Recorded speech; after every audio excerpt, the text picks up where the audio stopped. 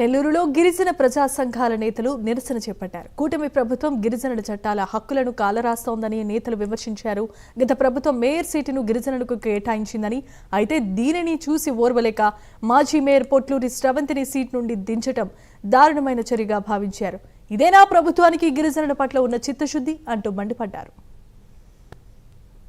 రాజ్యాంగబద్ధంగా మరి గిరిజనుల కోసం ప్రత్యేకమైనటువంటి చట్టాలు హక్కులు ఏర్పాటు చేసినటువంటి సందర్భంలో ఆ యొక్క హక్కులను చట్టాలను ప్రస్తుత కూటమి ప్రభుత్వం కాలరాస్తున్నటువంటి దుర్మార్గ చర్యలకు వ్యతిరేకంగా గత 9 రోజులుగా రిలే నిరాహార దీక్షలు నిర్వహిస్తున్నప్పటికీ కూటమి ప్రభుత్వం కనీసం గిరిజన ఆదివాసీల పట్ల మేయర్ విషయంలో కనికరించకపోవడం, దృష్టి సారించకపోవడం దుర్మార్గ చర్యగా భావిస్తా ఉన్నాం.